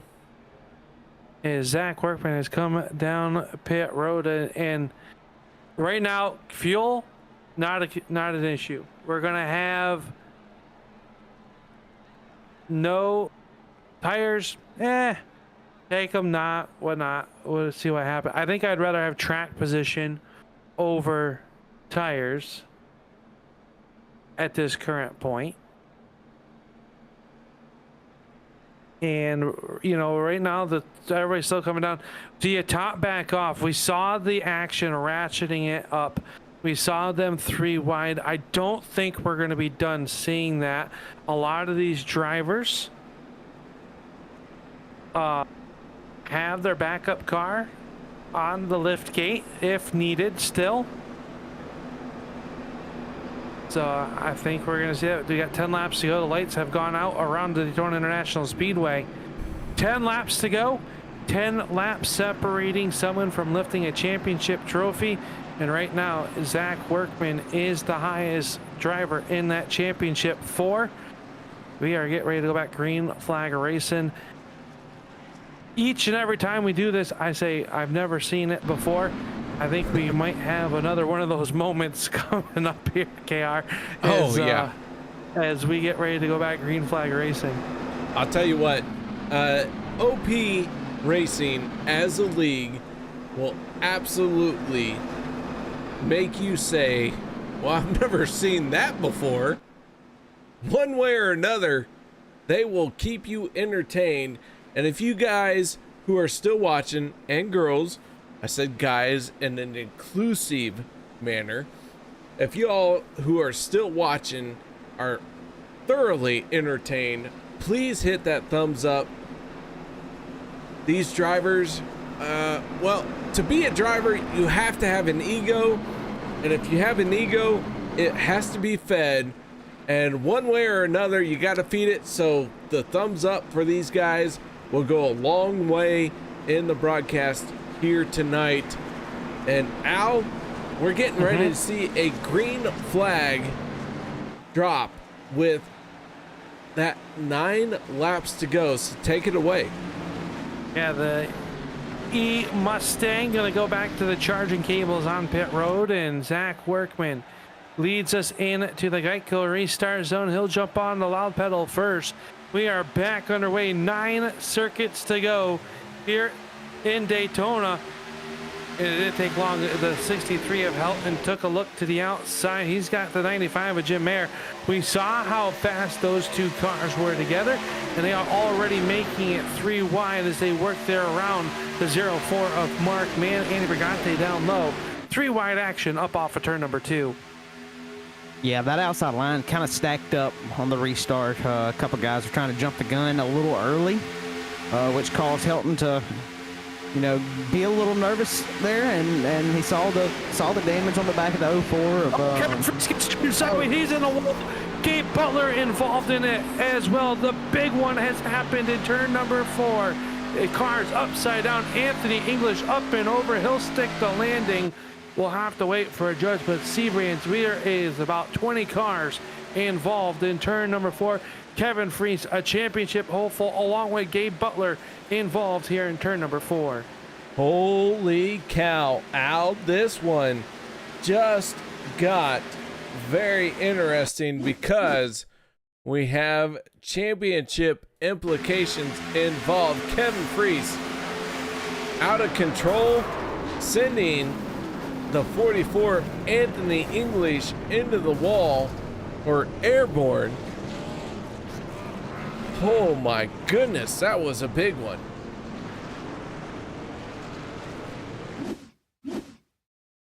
I don't even know what to say there. This all hard racing there. We saw the 63 of Helton as Anthony English up and over. He tumbles on the top.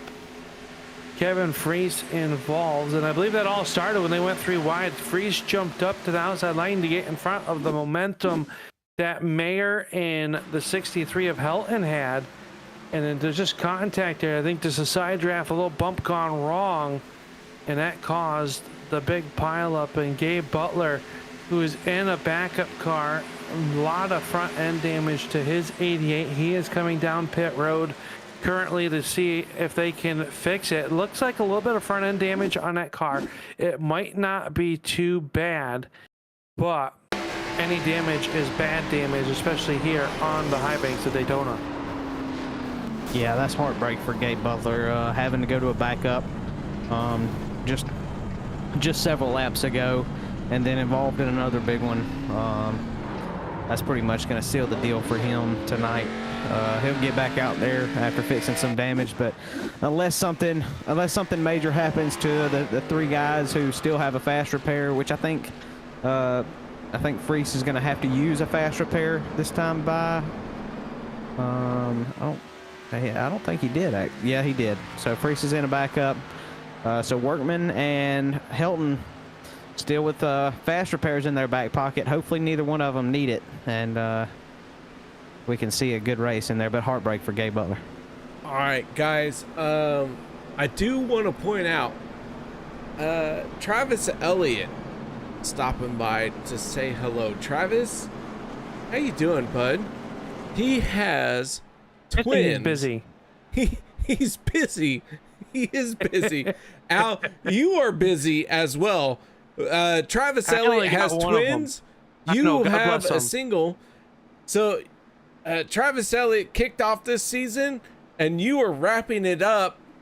So, Travis, if you're here, if you got time to come and join us, we'd love to have you. But Al, I also want to say thank you for being here in the final half of the season. And also, Brian, this championship race probably would not be as spectacular if you weren't here as well. He's the glue that's holding it together. I appreciate it. So Travis, if you're bored, you want to get in the booth because I have some popcorn and I have some butter, and Al is rubbing his nipples. Whoa, easy now. I'm just saying. I figured you'd lure him with like some Hershey Kisses or something Dan Holloway was giving you on the grid walk today. No. My bait is popcorn and butter. Oh God, Travis, help us, please. All right, Jackson Broadbent is calling out the W for Zach Workman. Let's see how it plays out right now. Sebastian Marin in the 23 on the inside of row number 1, the 19 of Zach Workman to his outside. Then it's Steve Karosik and the 7 of Josh Milam, the 21 of Daniel Holloway, and then the 53 of Dave Hunt for row number 3. Here we go. Travis Elliott might join us for the last few laps. Let's see what happens. Al, take it away. They are working through turns 3 and 4. They're going to get the green flag with just 5 laps to go. That is just about 11 miles of racing separating someone from a championship. Will we see another big one? We got teammates lined up on the outside lane. Green flag is up and we are back underway. 5 laps to go. Sebastian Marin, your race leader, getting up through the gearbox. He'll get into 4th gear and high gear first. Zach Workman getting a good push by Josh Milam. Dave Hunt in the outside lane as well. The Fords up to the front, making my heart happy here tonight. I know, KR. It doesn't happen very often. That's why I'm so happy. All right, we're going to pull Travis Elliott into the booth. And Travis, are you ready to go or do you need a moment? I think he needs a moment with that being said.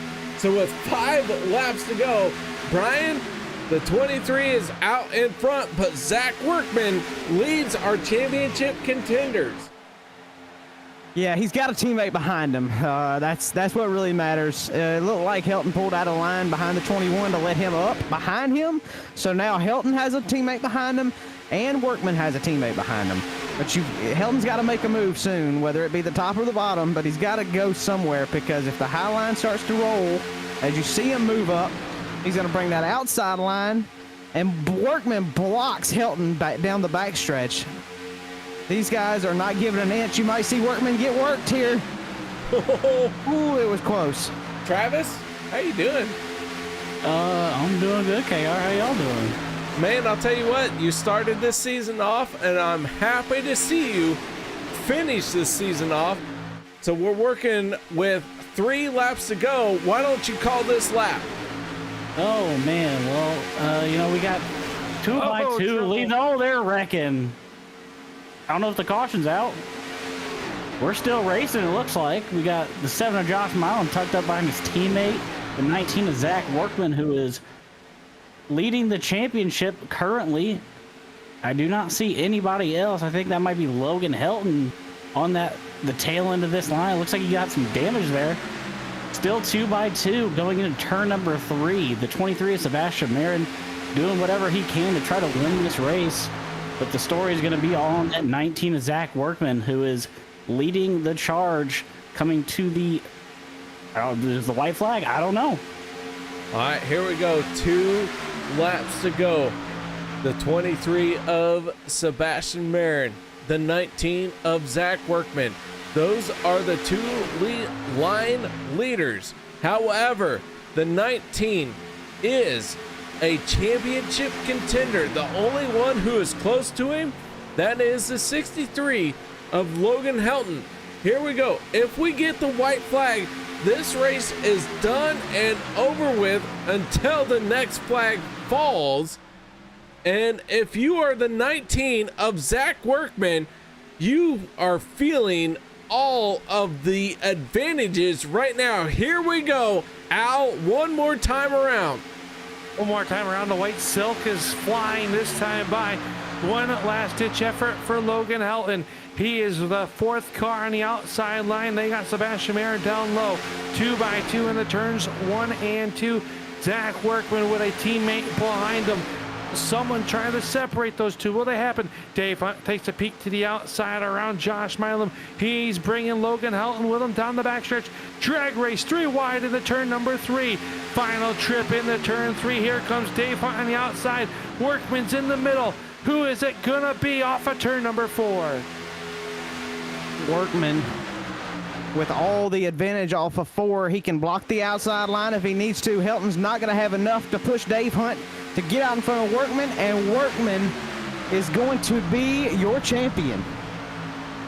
Holy cow, Travis Elliott, Zach Workman is our champion. I called it, baby. That's what I said. Oh man, he had all the luck right there the last couple laps there, didn't he? Well, Travis, man, oh my goodness, this season kicked off with you in the booth, and then it finished with you in the booth. Thank you so much for joining us here in the final moments of this season. And Zach Workman comes away with the championship. Ooh, Zach, and let's not forget about the. My head is just growing right now. Let's not overlook the fact that Sebastian Marin ran an incredible race. He won the race and stayed out front a bunch of laps. So, you know, props to him for coming away with a win here. He's actually doing probably one of the best burnouts I've ever seen, because that car was pointed in the reverse direction of where it was going for probably 150 yards. All right, so with that being said, I have Travis Elliott in the booth. I have Brian Hicks in the booth. I have Al Smith in the booth. So, who wants to interview our championship winner, the 19 of Zach Workman? I mean, I'll do it. Travis Elliott earns it because he was the first one to talk up. All right, so here we go. Our championship winner, the 19 of Zach Workman. One second. I can get it. I got it. You found him. Travis, you ready? Oh, I guess I'll have to see how I can do this again, but I'm here with the Season 10 champion, the number 19, Zach Workman. How you feeling there, bud? Oh my god, I could not breathe those last 10 laps. It's just I don't know, those 3 guys are way better than me. I feel like I was definitely feeling like the Ryan Newman 2014 playoff guy, but I don't know how we did it, honestly. Josh coached me through it all, and my team just helped me all night, and I can't believe it. If you would have told me this morning that I would have been in the position I would have took it, but I really can't believe it right now. Well, from what I saw, those last 2 massive cautions, dodging those bullets, a couple of the championship contenders getting caught up into those, as KR said, causing big championship implications, put you in a fantastic spot. And then I believe about 2 to go, another big situation happened that pretty much sealed the deal for you. You said you couldn't breathe those last 10 laps, but I'm interested in what was going on the last 2 there. Well, I saw Logan up high going with his teammate Holloway, and I knew I had to block it. I know I couldn't let him on my inside, so I just kind of was clogging the lane right there. And I don't know if I accidentally put him in the wall a bit, but it's just something I had to do. I felt like last 3 laps. Logan's a hell of a racer, and just like to get ahead of him is a challenge, and to beat him for a championship, and the other 2 guys, Kevin and Gabe, just like, I can't believe it. I really can't. It just, I had to do what I had to do. I had to drive as hard as I ever drove. Because I feel like I'm on a talent deficit compared to these guys. So just got to drive harder and keep up front and see what happens. Well, you did that. Don't dog yourself too much about the talent deficit, because I mean, you won the championship against arguably one of the best racers in OP of that 63 right there. And, you know, you had to do what you had to do. And I think in Logan's mind, he would have did the same thing if he was in your position. So you ran a great race tonight, man. And, you know, You're the season 10 champion. Congratulations. Thank you, Travis. And then thank you, Alan, KR, being in the booth watching the whole time. Brian, also for the last 2 races. Gotta thank my team, firstly, FSR. Wouldn't be here without those guys. They helped me so much this year, and it finally brought home a championship. So that's cool. Gotta thank my parents for always watching and supporting through these. Instacart for being on the hood, and yeah, my girlfriend for letting me do this, because I know it takes a lot of time and she'd rather be spending time with getting it done here tonight. Holy cow, that is, I believe, Zach Workman's first championship win in this season. So that being said, guys, our second place finisher in the championship, if I'm looking at this correctly, I think it's Kevin Freis. I believe it's gonna be Logan Helton. Yeah, it'll be Helton. Yeah. Helton. Oh crap. Yep. All right. So, yeah. I don't know if he's got his ears on or not. KR. That's a question for sure. All right. So let's move on to Kevin Freis. So give me just a moment and let me try and figure out how to get him up here. And Al, if I can have you talk to the driver of the 25, maybe he's ready, maybe not. Well, we're making our way down here towards the 25 of Kevin Freis, and a 3rd place overall in the championship standings this season. Not gonna be something to shake a stick at. No, he's a little disappointed. Trying to catch up here with Kevin Freis. We'll see if we can get a word with him, KR. But right now, looking like he is not ready to give us a chat. Nope.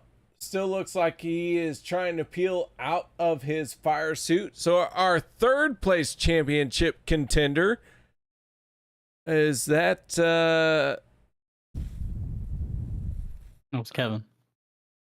I think Helton just climbed out of the car. Oh, yeah. There's Logan.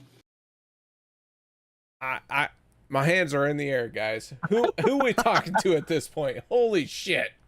I think Brian's Logan. Just talk to Logan. Just talk to Logan. All right. Talk to the man. Someone talk to him. talk to Logan. Talk to the 63. Driver, this is Brian Hicks up in the booth. What's going on, buddy? That voice sounds very familiar. I know, man. You were really close tonight, man. You put a clinic on them early with some strategy calls. It didn't quite work out toward the end. You kind of got blocked by a wall of cars. You managed to avoid the big wrecks, but you know, what's your takeaway from it? That pit road mistake killed me. I was waiting for Crosby to pull down there, go into his pit box, as I knew he pit before me. And for some reason, you know, he kept going down the pits, and that just never occurred to me, like, oh, maybe my pit stall's coming up. So I just kind of was waiting for him to go down to remind me when my pit stall was, and then it was too late. So that sucks that ended like that. You know, we got side by side with Workman there after he started coming back down the track after he blocked us, and I thought that was it. Or not it, but, you know, we were there, and then he kind of came back up again, and it kind of just got me in his right rear, and I didn't want to turn him, even though, like, I wouldn't have been in the wrong. Like, I didn't want to turn him, and I lifted like a little baby. So we lost a lot of momentum there. And then, you know, we had 3 wrecks behind us that no caution got called for to help, you know, get me some help there at the end. So, I mean, I knew those last however many laps it was where I was the last car in line that I wasn't winning the championship. So it was kind of hard to swallow, you know, especially after the fact that I was up front a whole lot of the race, and then that one mistake really killed me. So we'll come back next season, see what we can do. It just kind of, it hurts a little, just knowing how there's no caution called by the iRacing system there at the end. So yeah. Yeah, I know. Man, don't let your head hang down too low. You let them know you were there early. Pretty much all season long. You've had 3 wins this year. Everybody knew going into this race, or I'm not gonna say they knew it, but everybody had mostly had you pinned as a favorite to win this thing. So that says a lot about you as a driver and your character. So don't let this one get to you, and go out there and win you one next year.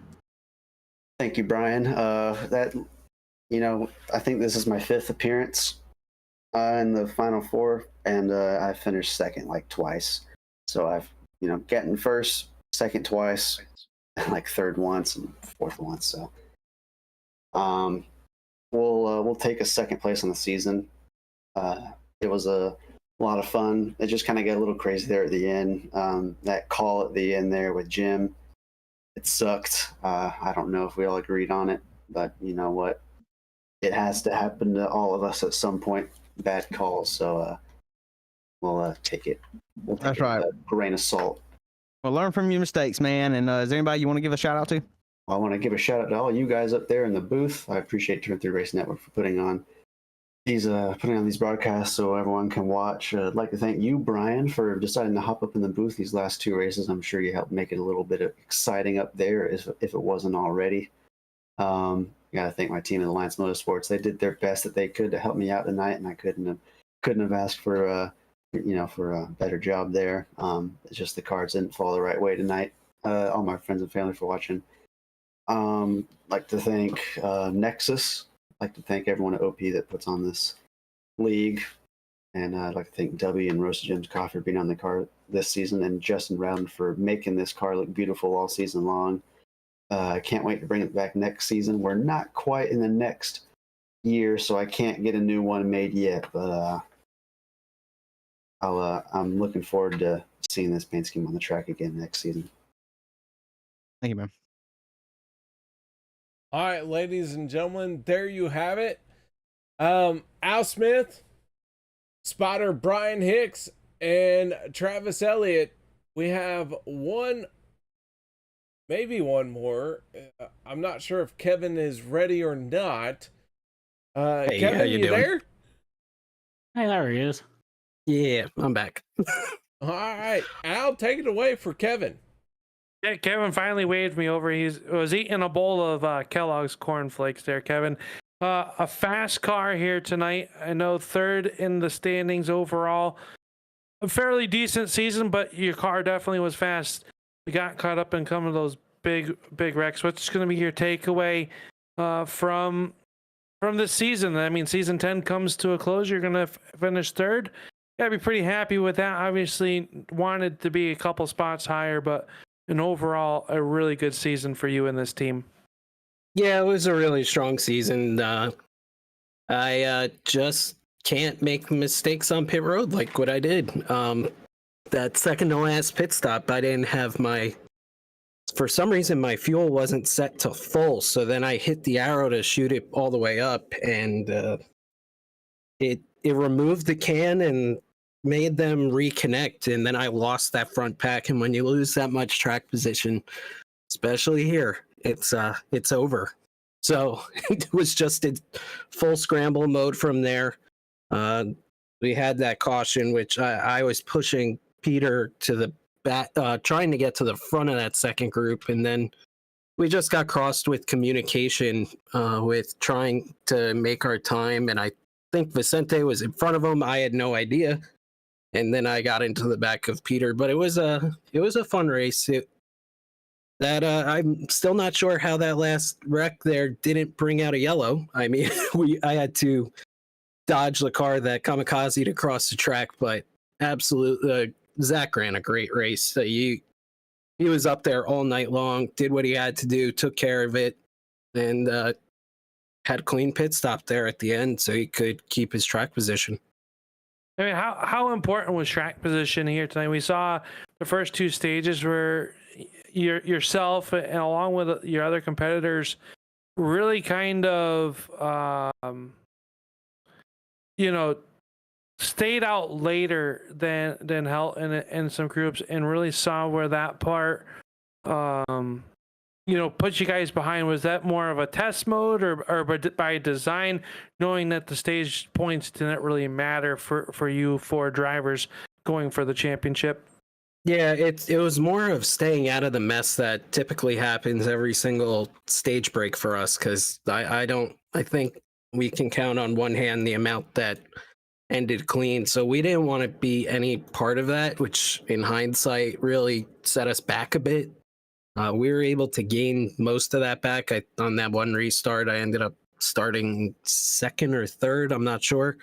But it just throws you out of, for me at least, when you're not racing all out the whole time, it just throws me out of like the normal race rhythm. So if I had to change that, that would be one thing. But I mean, it was just trying to be cautious, because stage points don't mean anything. It's all how you finish. But they managed to keep it clean every time. So when that happens, it sort of backfires on you a bit. Yeah, I mean, you guys definitely had the speed. You showed it there. You're inside the top 10 most of the night. Even like you said, with that play call, we are with you. We saw the wreck happen. We were waiting to see the yellow flag come out, and iRacing officials decided that wasn't going to happen, which was a head scratcher for all of us. When you go back and watch the broadcast, you'll hear all of us be like a big wreck, and then we had to continue on. So that was a little odd for us as well. So but glad to see everybody walk away from that one, and you come home third in this championship standings here this season, season 10. A good overall season for you. I know probably a little disappointed at this point, but who makes it all possible for you to be here at least in the championship discussion? Yeah, thanks to all the boys who ran Team ButtKicker this season. Ran a great. We were really strong. It would have been nice to get Brian in, but he missed by that 1 point, which ended up giving Zach the championship. But I mean, it was an awesome season. Thanks to the admins who worked their tail off behind the scenes for all of this to even be possible. Thanks to you guys for putting on the broadcast. It's fun to watch them back. And thanks to the drivers. It was a fun, competitive season. And I look forward to next season, joining them back out on track again. Well, congratulations, Kevin. Thank you for your time. I'm glad that you're able to put down your bowl of cereal to come talk with us here today.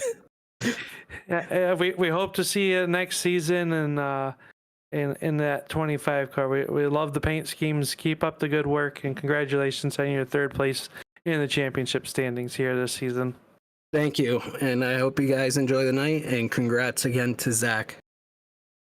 There you have it, KR. That is the driver of the 25 Chevy Camaro, sponsored by Kellogg's Corn Flakes. And, well, that is our top 3 drivers in the championship standings. And what a great season. I'll tell you what, it has been a great season. Al, Travis, both of you here together to wrap this one up. Travis, you started this season. Al, you finished it out. Thank you so much, guys, for doing what you could. Travis, how you doing with the twins? Everything's great, man. It's been a fun learning experience becoming a dad, and my wife recently just went back to work this past week, so I was in charge, and I'm feeling pretty good about it. But overall, it's been a blast. It's a scary feeling, isn't it, Travis? When you're in charge of something that small, two tiny humans. I mean, I only got to experience the one tiny human, and I know what that was like for me. I can't even imagine what 2 is like. Man, God bless you. Congratulations, though. I'm glad everybody's doing well, and yeah, it's pretty exciting. Yeah, same to you, brother. But yeah, it's definitely interesting with 2. I wouldn't trade it for the world.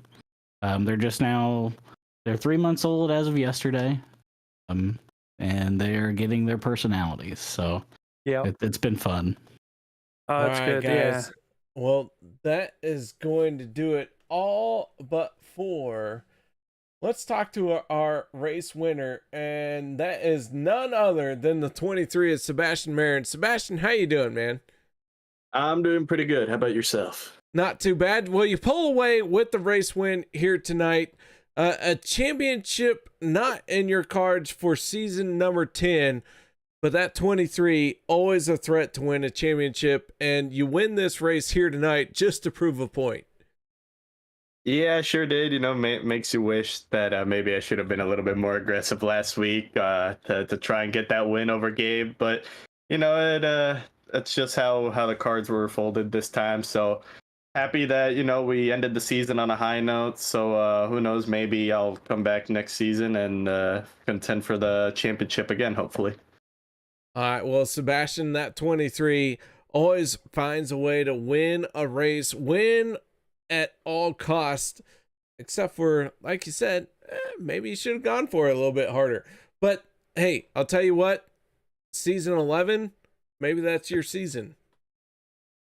Yeah, well, we'll see. I'm still indecisive yet if the 23 will be coming back or not. So we'll see. Maybe like a week or two, I'll make up my mind if I'll be returning. And if I do, well, you know, I'll be looking forward to a brand new season. Hopefully, you know, I don't know if they're going to make any rule changes, car changes or what, but if they do, I'll be excited for that. So we'll see what the future holds. All right, man. Well, nice job here tonight. Our final interview of season 10, our race winner to round it out. That is the 23 of Sebastian Marin. Sebastian, one more time for this season, shout outs, thank yous you'd like to give. Yeah, big shout out to my teammates tonight, Steve for pushing me there to the win and getting a 1-2. Hunter and Cody, who had their bit of misfortunes throughout the race. Thank you for them for, you know, making this season fun and memorable. And big congratulations to Zach Workman on the championship. I think most people saw him as the dark horse coming in, so very proud of him to get the championship, and congrats on all the Final Four contenders. They've had pretty good seasons.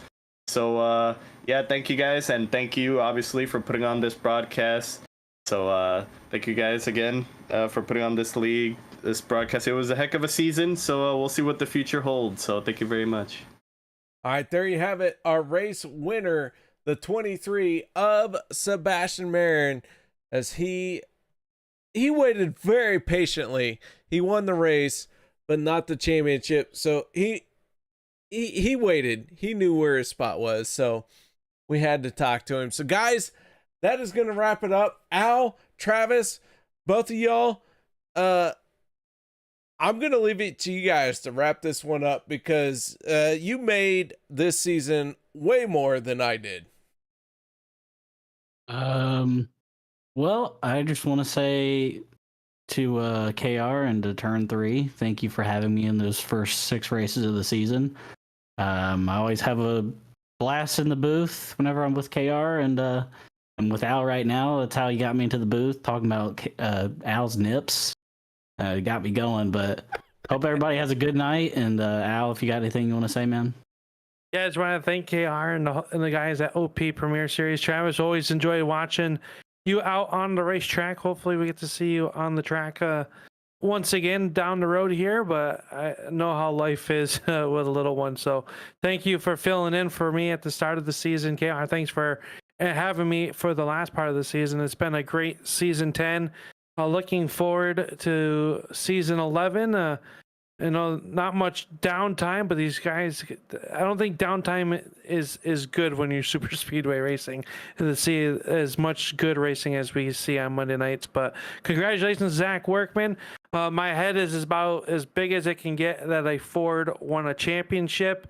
There's one for the Ford camp, KR. I know that makes you sick, but that is one for the Ford camp. The butt stains got one. Thank you, Zach, for that. Very happy for that. No, just kidding. You know, everybody does a good job here. It makes a lot of fun. KR, thanks for the invite. And yeah, looking forward to the next one. All right. guys, thank you oh so much for joining us for season 10. Until we kick off season 11, y'all stay safe and have a good night.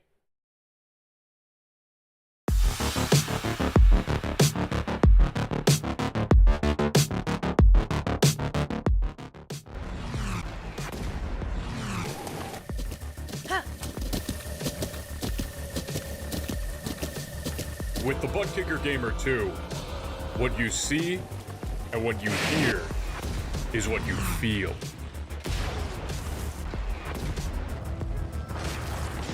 ButtKicker, the future is feeling.